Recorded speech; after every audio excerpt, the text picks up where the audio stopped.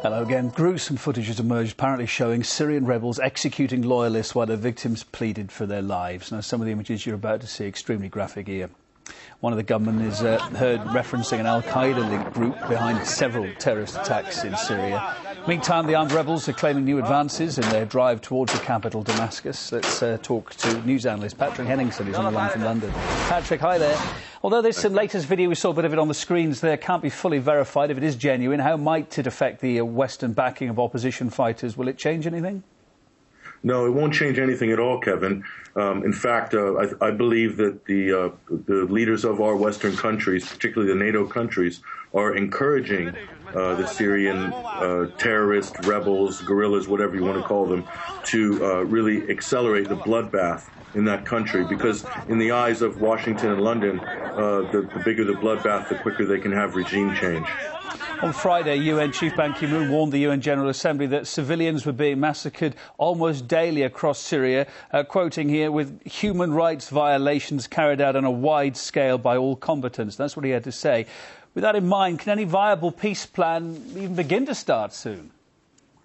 Yeah, we have a massive problem, again, with Syria, and we've had this problem from the beginning, which is the skewing of information coming out of that country. The Syrian Observatory for Human Rights was responsible for a lot of the initial bogus claims that allowed the West to sort of justify the backing of the Free Syrian Army terrorist groups. But now, like, for instance, we had a twin car bomb in Damascus in a majority Druze neighborhood loyal to President Assad. And the way it was reported in the Associated Press was that it was a twin car bombing. If this was any other place, it would be called a terrorist car bombing. So again, and this is designed to sort of pacify the West so that we don't put a lot of pressure on our political leaders here to sort of stop this this sort of artificial civil war in Syria. Let's talk about the rebels for a moment. Although they're outgunned by government forces, they've been, again, making some serious advances lately in recent weeks, capturing military bases with a lot of ammunition in. Are they becoming stronger generally?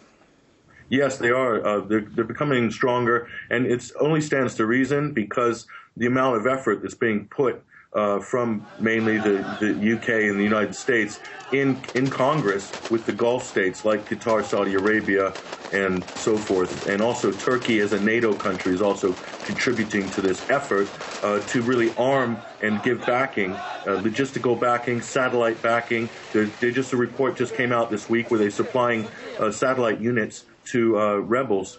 Rebel groups, terrorist groups, essentially, in Syria, so that they can communicate while the internet is currently down in that country. And we'll talk about that in a minute. Well, indeed we will. I mean, who do you think was behind that? A huge outage is back up now, partially anyway. Who was behind that? I've been looking at this and reading a lot about it, and from some of the reports I've read, it's kind of mysterious. It was initially sold in the media and places like the Washington Post as a move by the Assad government possibly to shut down rebel communications. But actually, upon further investigation, it looks like it's possible that actually a combination of the United States operatives and the Syrian rebels could actually be behind the bringing down the internet. And the reason is, Kevin, is because if the bloodbath escalates in that country, the last thing that the West wants is any reports coming out on the internet of actual rebel terrorist atrocities in that country, and atrocities that we've seen quite a bit of recently. Patrick, NATO is saying it's going to deploy Patriot missiles to Turkey's border with Syria within several weeks if its members approve it. In the wake of last month's cross-border skirmishes, of course, how dangerous are those developments with more nations now seemingly being drawn into this conflict? The NATO efforts with regards to Turkey and these Patriot missile battery units, I mean, Syria is absolutely zero threat to Turkey militarily. In fact, you can look at this as sort of more posturing on the part of NATO. Turkey itself is torn, at least in their government, between whether to take the NATO side with regards to the destabilization and taking down of Syria or not. So there's a lot of changes, and also Turkey has issues with Israel, which has cropped up recently based on the statements from Prime Minister Erdogan. Patrick, we're out of time for now, but thanks for your thoughts tonight. Much appreciated. Patrick Henningsen there from London.